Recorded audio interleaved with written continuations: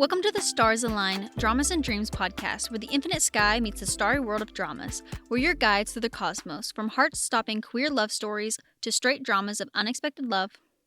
And every unforgettable moment in between that make us swoon, laugh, and cry. And, of course, we'll sprinkle in a little stardust along the way.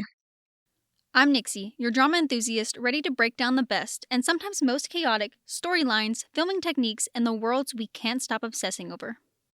And I'm Cyrus, here to delve into characters, themes, and symbolism that invoke emotion that resonate with us in powerful and lasting ways. Each week, we'll explore the stellar journey of love, identity, and connection, one drama and one dream at a time. Today, we orbit the series Satellite, where we discuss everything a series has to offer. Our satellite this week is orbiting Petrichor. So, gather your stardust, find your spot under the stars, and let's dive in. Let's begin by taking a look into the stars, where we take a closer look at the synopsis that captivate us and the stars on and off screen who make every moment shine. Join us this week as we stargaze into the captivating world of Petrichor. But before we can stargaze deeper, we must start by discussing the basics. Petrichor is a 2024 drama produced by ITE and 131. This drama can be watched uncut on ITE, and it has 10 episodes with a duration of 1 hour and 10 minutes each, which makes it approximately 11 hours and 40 minutes long. The synopsis reads: The first field deployment of Lieutenant Tun, a rookie officer assigned to the Criminal Investigation Department, unexpectedly brings her face to face with Dr. Shadan, a physician from the Institute of Forensic Sciences. Their differing work attitudes create a considerable gap between them, making it challenging to find common ground. Amidst the crime scenes reflecting societal issues, Detective Tun also contends with pressures from a working system favoring influential groups. She navigates the interference aimed at protecting allies in the societal currents that could influence the case's outcome. At least Tun's integrity remains intact amidst these challenges. When she teams up with forensic Dr. Shadan, they methodically analyze the evidence left at crime scenes, leading them closer to identifying the perpetrators in each case. With time, both Tun and Shadan grow to trust each other more, working tirelessly to protect the lives of the innocent and ultimately deliver justice to the family of the victims. Adapted from the web novel Petrichor, Rust in the Rain by 167, an author duo comprised of Dobby Manu 7 and Hotike. I will say, the synopsis for this one isn't bad.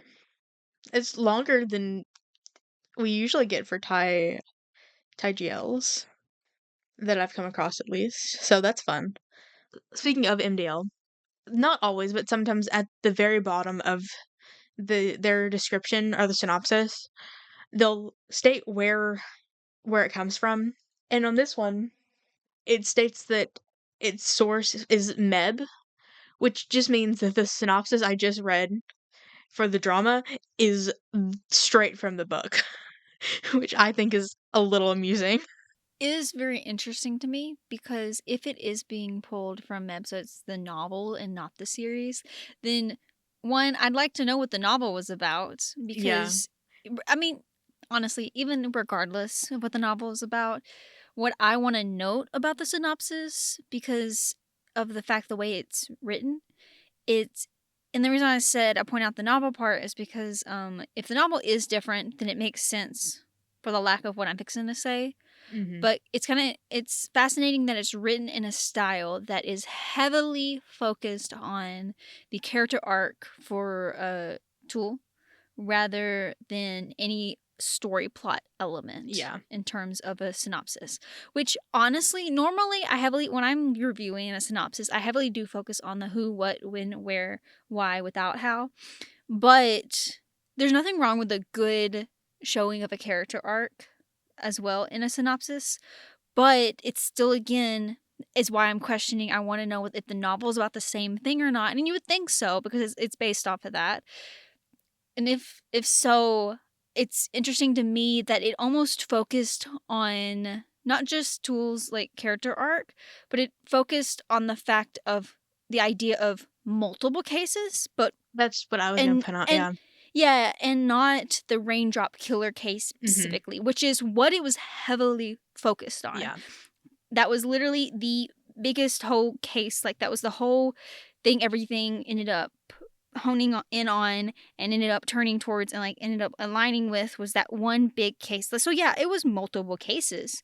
but there was no hint in the synopsis about a huge case that brought them About them into the all like situation. pointing towards one. Mm-hmm. Yeah, And so, like, I don't have a problem with that because it is really well written for, like, a character arc kind of, like, synopsis. absolutely. But Yeah. it's fascinating because it now has me thinking how different is the novel from the series. But I, like, again, I wouldn't think it's that big of a difference. But you never know. I have I've read a few novels that like have like series adaptations, and like there's one in particular that I watched the series and then immediately went to read the book, and completely different. The characters' names were the same, and one specific element was the same, and even that had changes to it. Yeah, like it's not completely out of the realm of the possibility of the novel being wildly different. Mm-hmm. And more of like serial individual cases rather than like an overarching um everything leads down to a single person type of case. So I don't know. Neither of us read the books. Like once again, said this a million times in our past episodes. It's been on our list. Just haven't gotten there. There's too many novels to read, too many series to watch. Personally, I feel like there's definitely too many series to watch.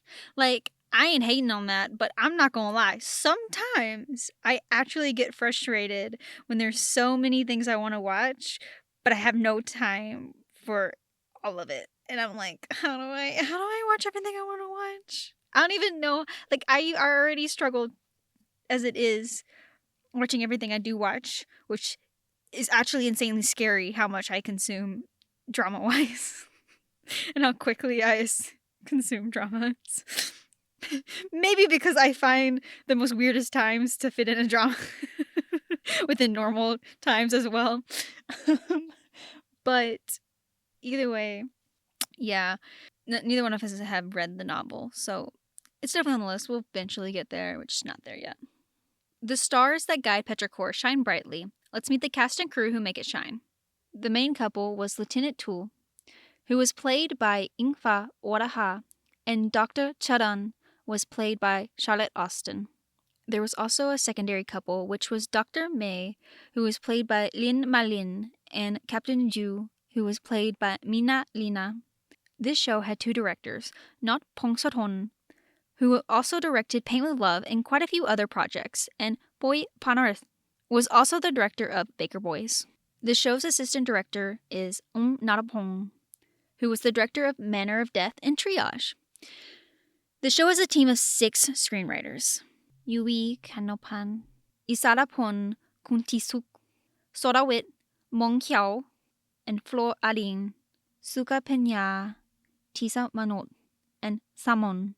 And with this many screenwriters, this show had a script supervisor, Kanita Yopet. And while there were a lot more talented people who worked on the show, we unfortunately do not have the time to talk about everyone, but we would like to further highlight some of our thoughts on the cast and crew. 6 screenwriters and a And a script supervisor. supervisor. but it is a very fun that Salmon, who Mm-hmm. wrote Manner of Death, Triage, all of the sorts, was also a script screenwriter for the show. I That's mean, very fun. she's been in others, so like it's not the Yeah. first time, but it is very fun that she got to participate. That she got This to is definitely her participate. vibe. This is up her alley, which is very fun. Oh, Um, it gives such salmon vibes. I You would know. almost think she wrote it, but she didn't. She did have a hand into the The series script. though, TV wise.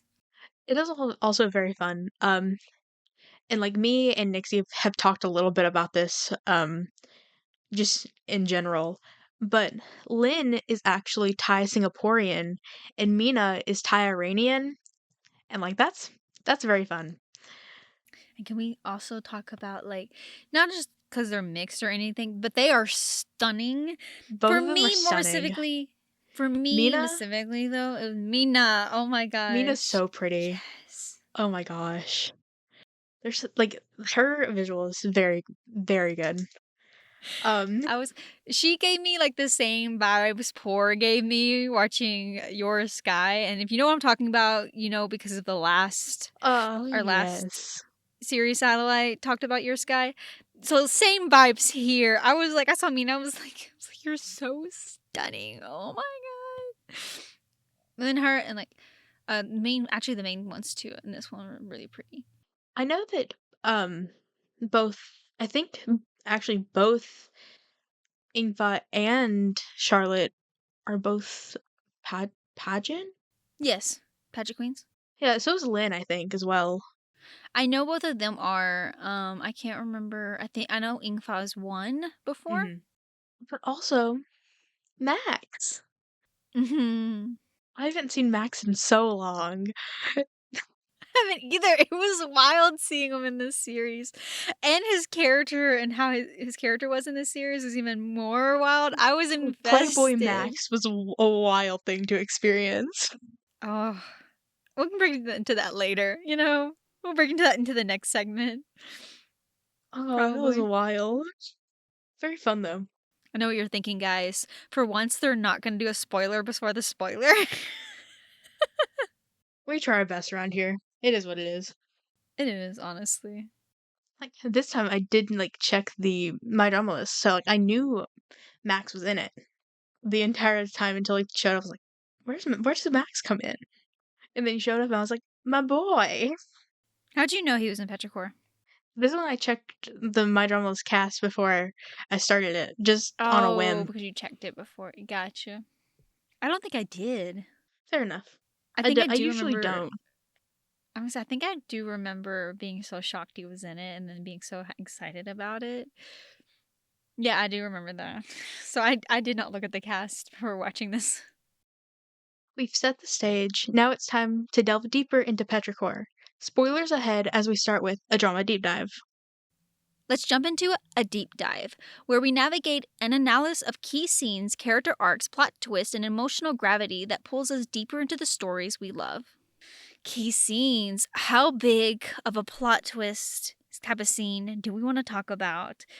And if so, I got some very big turns in this story that was wild. One of the biggest plot elements to me, or twist that we had seen in the series, was that it was her brother.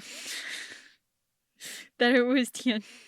That was insane. Not gonna lie, I want to go in and I'm gonna come completely clean about this, and I feel bad about it. I feel like a good 75 to 90% of the time, I'm good at spotting plot twists and stuff like that and like figuring them out before they happen. But I wonder if the biggest factor of having seen this series over like having to wait, I watched it as it aired for the most part. I think it was episode like 4 and out was aired, and so obviously we hadn't reached any of that spoiler that ends up being her brother Tien yet. You say that? I like episode 4 is like um with like my like I can't pinpoint it out yet, but like a secret unofficial update to my working theory, I think it's 10. And then episode 5 I was like I'm so convinced it's 10. What Um was it that pointed it out for you in those? in episode 5 is when Ju gets captured and the raindrop killer like didn't like even attempt to like go after Tun in that entire altercation. I was like that's what convinced me at that very moment. There was like it's like it wasn't one thing. It was several like little things. Like it was the way like he would interact like when like she like would like kind of talk about the case about how like just the way he interacted with other people. It was just like little nuances that I picked up. You forget I live in like my favorite like book genre outside of romance is mystery. I read so many mysteries. Thriller, like that's my bread and butter. But I still feel like usually even those I'm usually good at figuring out the plot twist before it happens. Because usually there's still enough evidence to like make that theory start becoming more like evident. But for some weird reason, because I watched it while airing, and I'm not gonna lie, I think I had the brain set where like I watched it and then somehow would like temporarily forget it until I picked it up again. So like my brain didn't like actually analyze anything. It was just like, let's just watch. Like I don't know why it did that to Petrichor, but it did. It did do that. And so for some reason I never started making any connections about Tool, not Tool, about Tin being the raindrop killer. And so I didn't process that until we get to the dramatic scene where poor Ryan had been essentially knocked out, brought to another place, and saw a murder right in front of her. Of Wakes poor up and Max. like Win being murdered. Yeah, oh my god. Imagine waking up to that. That is so shocking. And then It was wild is like because she like went into that cafe at that time mhm. convinced that it was it was Win, and just to wake up Mhm. to him being murdered in the process of him being murdered Oh, by at props to this the point your sound effects. girlfriend's Prop to the brother. sound effects though, Yeah, because absolutely. Yeah. I did not like the sound of him beating his head. That was so It was disturbing. unpleasant. It was very unpleasant.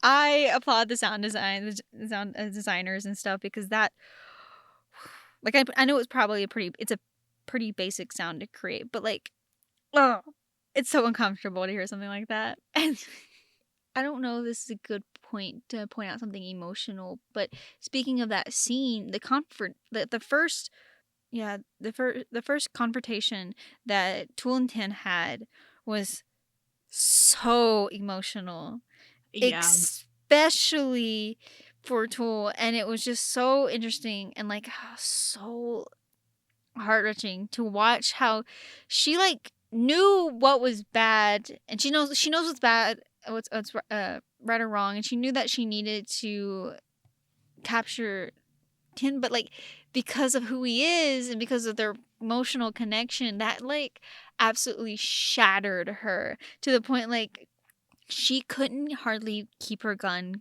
straight. She kept dropping it. Every a single time he was like, do it, like, do it. He was like, if anyone's going to put me in jail, it's gonna be you. No one else is gonna have to, because if you keep going, I'm just gonna keep doing what I like. If you don't stop me, I'm gonna keep doing what I was doing. I'm not gonna stop. And now that you know it's me, even more so, I have to make sure that you're the one that ends up capturing me. And and that's just, I was so, such an emotional scene. Mm-hmm. But you know, another one I think was an interesting plot twist had to do with the fact that that the dad knew Yes. that he was covering. I somehow think that was an even bigger plot than Mm-hmm. it being Tin himself, because like Tin, yeah, being the brother was shocking, but having also learned that the father had essentially, I mean, I'm sure he was already corrupted to begin with, but was even more so corrupted in his actions to protect Tin. And even more on top of that, did it to like keep Tool from like losing the one person she had left, because he's like, I know I moved on, I built a new family, and you think I don't care about you anymore. And because of all that treatment, I know you don't care for me, but you care for Tin. And that will absolutely shatter you. So he's like, he did crimes, but I'm just going to cover it up. And that's just, And I'm gonna let you secretly live with with a serial killer for your entire adult life. I mean, the good news, I don't think Tin would have ever done anything to Tool I at don't all. I either. fully believe that, because his trauma that made him who he is unrelated to her, and is actually kind of, not that it's unrelated, I rephrase that, it's for her sake to a certain degree. And so I couldn't foresee that triggering. I have more I want to say about her brother, but that's in the next segment, because that's character, like actual like in depth ness, because his character is wild. Um But talking about like the wildness of like who knew, who didn't. The fact that Wynn found out and while they were in college, Mm-hmm. wild. Even more wild to me is the fact that he kept quiet Kept quiet in like for 18 years. 18 years, never even told him that he knew, and then made Mm-hmm. his biggest mistake that literally took his life was telling Tin that he knew. Yeah. Like trying to beg him to stop. That was I'm like, insane. that was wild. I had it spoiled for me that like Wynn dies. I didn't know from like just from like comments on like an edit or something. But like the comment like didn't specify like how or like for what reason. And I was like, my assumption was that like Tin liked Win and because I was like after like I kind of came to the conclusion that like Tin was the rained up killer, Mm-hmm. but like before like he murders Win, like I thought it was because like he liked him, but he was like ladies man, and like he has all these girls. And I'm like, is that why he keeps killing people? Is that the reason? And then he just gets tired of it and murders the source? But no. I will say that the amount of times that like they like specifically ten Tull like went to actively dangerous like crimes in progress and like just run run like tagging along, her being fine with that, wild. Even more so, the ones where May comes along. And I'm like, May, girl, what you What are you doing? doing here? Though Like, honestly, I feel like girly. we didn't see her as often. We didn't. They had only like once or twice May was there. But those were the times where I'm like, this time it really makes no sense why you have a whole entourage coming to an act of crime. Speaking of coming to a crime, I loved how, because they're like on call like 24/7, that Hmm. they'll show up in like the most like Yeah. dazzling, fabulous outfits to a murder scene. Especially like wasn't like the opening essentially them showing up in dresses practically. Yeah. Run was in Ron was. I don't think like Tin was. no. But like Run Like she like was in her came from uniform. a wedding Uh-huh. to crime scene. And I'm like, yes. That was like really that was like I love that. Um it's like I love because like a lot of times when we get like women in STEM characters, like they are presented more um like not being very like feminine, and I love the fact that like we immediately cut to like like cut like that stereotype where like Mhm. Run is very feminine, like very girly. And, like I love that. I As agree. like as someone who almost did go into the field of forensic science, I have a very like I have a hyperfixation on like forensic science. I still do, but like I no longer want to work in it because like I realize I can't deal with blood, um, and that's kind of a prerequisite. But it is still really fun to see like feminine women in STEM. I love that. Mhm. Having explored drama deep dive, let's shine a light on character constellations where new stars await. By mapping out character constellations, we chart the growth of our favorite characters, exploring how they shine brighter over time, evolve, and form unique constellations with the characters around them. Would it be so wrong to go straight into her brother, Tin? Because like I feel so bad. Um, we've talked He's a way really more about the interesting brother. character. Yeah, but we've talked way more about the brother than you know what. We're still gonna deep dive into the girls because like there is so much to even say about them. It's just because of the mental state and how the character like is written and portrayed for her brother is just so intriguing and to want to talk Mhm. about. And that has to go in be in going into the fact that his development to who he became in the backstory is so deeply, I wanted to say engaging, in the sense that it's like, if you know anything like by psychology and stuff like that, you know just how like on point the way he becomes Mhm. a serial killer is so accurate, because like from all of like the abandonment with the mom, seeing like her and doing like, like sex work, and him also having like that mindset of like she had to do that to take care of us, but like it's also like in The his mindset it's like it's psychological damage. yes, it's also like in his mindset like it's like that it's bad whatnot, and like she shouldn't have like had to resort to that kind of situation, and then like going into like how it developed to him having stopped by the place of the, I'm thinking brothel, but that ain't the right word. That's like an That's what old I also timey. thought. That's such an old timey word, and I think I get that from Chinese dramas because they call, they use brothels a lot, and I know what those are in actual terms, which is essentially like the word I'm trying to look for. I'm so sorry, guys, can't remember.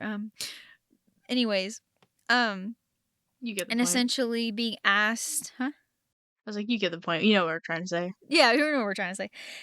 And essentially being asked to like, it's like his first time, whatnot, and then him like getting angered by this because like it's triggering more and more about the issues he had like with their mother leaving and whatnot.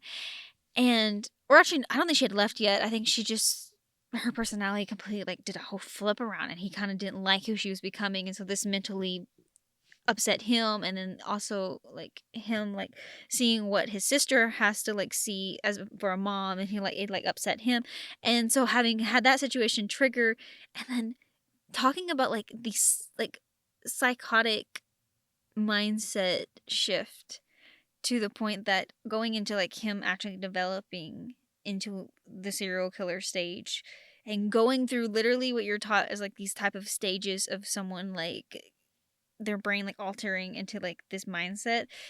They're like killing animals, like the Mhm. dog, for example. Like having him, I think the first animal he killed was a dog, and it was a stray, and he just like beat the Yeah. crap out of it, and then that developing into actual people, and then it being You forgot about the reintroduced. goldfish. That's what I was just fixing to say, The and then it being goldfish that he reintroduced blamed with on the the goldfish. cat. That's what I was just fixing to say, because like he, oh, that was such, oh, that was an insane like piece of like hint, like foreshadowing. We I always love that trust one. the cats. Like, if your dog or cat doesn't like someone, trust that shit. Anyways, no, that was insane to me. I hated, absolutely hated how just the emotion that was brought on, like as the watcher, from the scene where he killed the goldfish. As someone who actually enjoys occasionally getting fish and like raising them and stuff like that, it was just like also, I just couldn't handle the fact that he squeezed it like they did. Yeah. But then what I couldn't handle more was the fact that how they, in terms of film wise and like in terms of prop wise, I did kind of find it funny that there was no blood from the fish. And I'm Yeah. like, in my head, when I saw that scene, I was like, it's a living animal. In this case, some don't, but this, I was like, it has blood. So it wouldn't have been a lot, but it would not have been clear either. I just want Fish to isn't say, fish aren't just water. I will say that was kind of funny because it made it look like it was just water. And I was like, I mean, it still was very believable, like the way they directed it and the way they ended up shooting that scene. But it was still, I clocked that way too fast. I was like, what? I was like that. Well, Also, I don't think I saw him drop the body either. I think he just squeezed it. I don't remember. Did he? Did I mean like was there anything of a remnants of a body? I think we just saw the water. Either way, I was like, okay. But his development into who he becomes and his specific targets and his choice of murder too as well, it's very fast, and to record it all was mhm. another insane aspect for him. I don't know if I can actually remember. Can you remember And then keeping why he fingers. recorded? That was fucking wild. He kept fingers. Because he sent it to the police station. Didn't like that. Mm-mm. But again, another realism aspect. I don't know, but that's what I was saying. That's why I find his character so intriguing, due to the fact that it's written so realistically, which is fortunately unfortunate because it says a Yeah. lot about humanity with how accurate his development was into Mhm. who he became.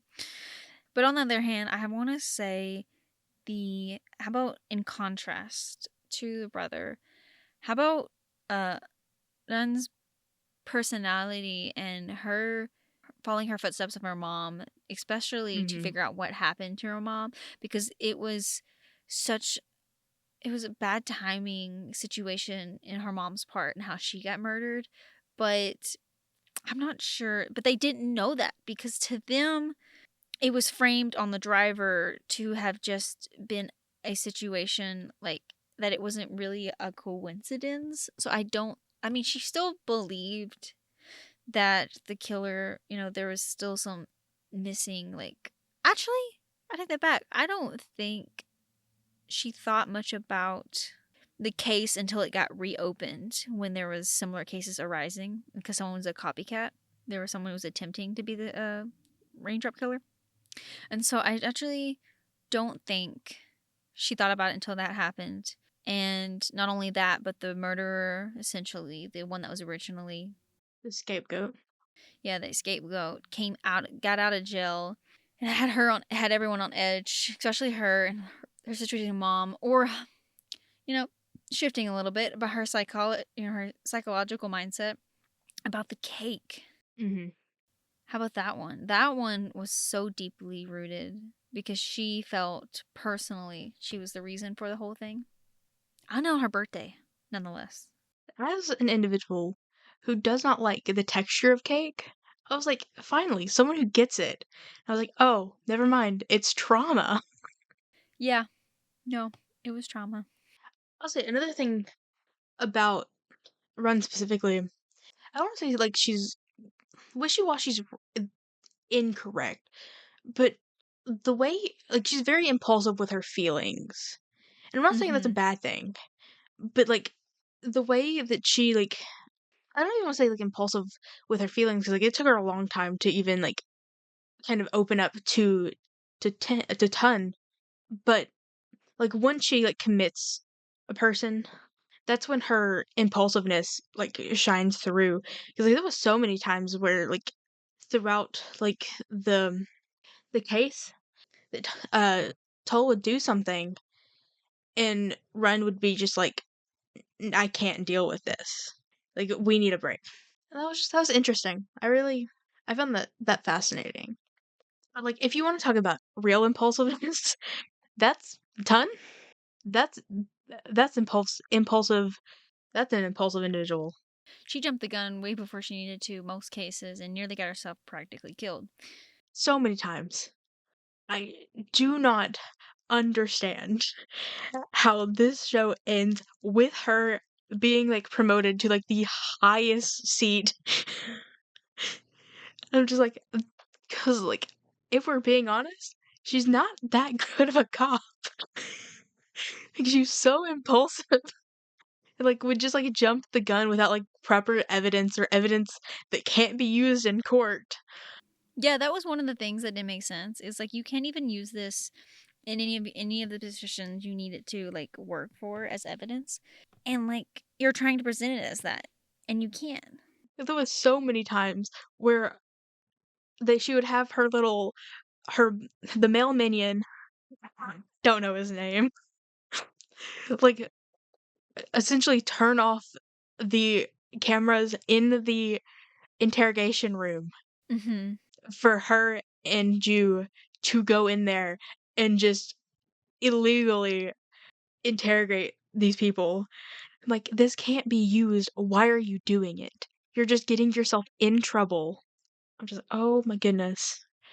My theory is that they put her there so they wouldn't have to deal with her on the field anymore. I could see that. I could absolutely see that being a reason behind that. You know, it kind of makes sense.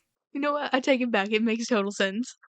And then finally, with May and June, I really like would have loved to see more of them. You know, I was going to say the same thing. I was like, we didn't get much of them. I don't even think we got a really proper backstory to them at all. I think we just knew that apparently they had They dated at one dated in point. college, like broke up for some reason, We don't know the reason. and then May is like, tried this once, I don't want to do it again, and June's like, but please, and but pleased her way back into May's arms. Did it By take her nearly almost dying. dying? By nearly dying. You know, Nearly dying. whatever it takes. I mean, it worked. It sure The worked. lengths Sapphics will go through. It is fun to see the second chance trope. You don't see that very often, and I think it's a fun dynamic. If we get to explore the backstory better, because that's the meat and potatoes of a second chance trope. The more I think about this, the more it makes me upset. Nothing we can do about that. Maybe it's more prevalent in the book. Maybe. We've journeyed through a drama deep dive and character constellations, but now let's explore orbiting the origins for one last perspective. Behind every character is a past that guides their present. While orbiting their origins, we dive into the events that help shape them, exploring how these origins influence their emotional journeys and connections with others. The way, like, everything that happened to Tin and Tull as children in their childhood, like, has so very clearly influenced where they end up in two very different ways. Almost like parallels, but at the same time, Tin did In have to opposite be a directions. guardian. Yeah.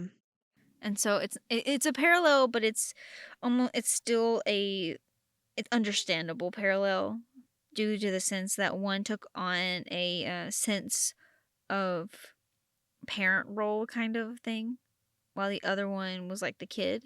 Even though The his burdens of parent eldest role siblings. was a little wild in terms of him being a full on serial killer. Boy's got some mommy issues. Oh, for sure. For sure. While she has daddy issues. Got issues all around.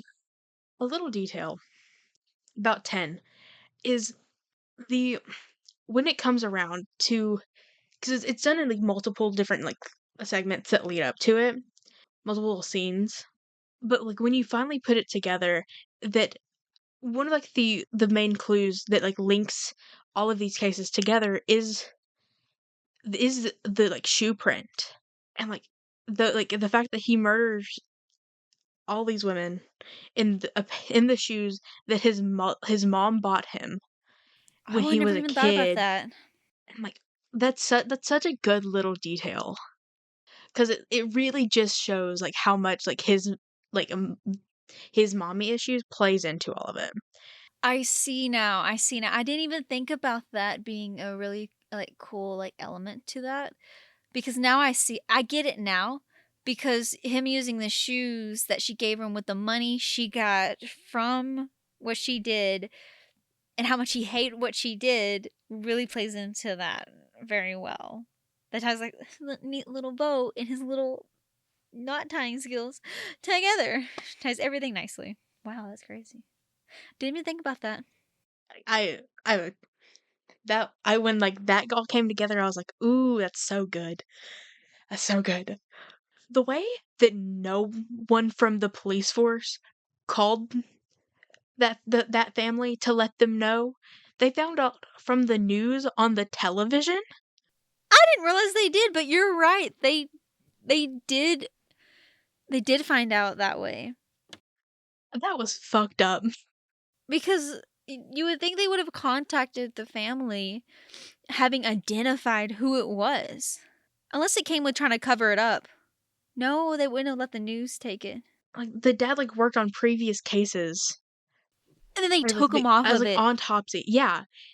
like one or two victims before his wife was wild to me. Like, I didn't even think about that, but you're right. As we prepare to leave the stars behind, let's gather the stardust of our experience and share our final reflections on Petrichor. Overall, I love this series. And I know we don't talk. Actually, when I think about it, I feel like we don't talk a lot about the romance elements occasionally because we focus so heavily on the stories themselves. And a lot of times that happens to float outside of the romance if it isn't specifically a heavy romance one, if that makes mhm, sense. Like Your Sky was heavy romance, so we did talk about that. But this is a heavy like mystery crime series. And so yeah, we heavily talked about actually ironically the murder, but we heavily talked about the crime of the series. And so I feel like we didn't talk about a lot of the romance, but I will say on the romance side, it was such good it was very chemistry. cute.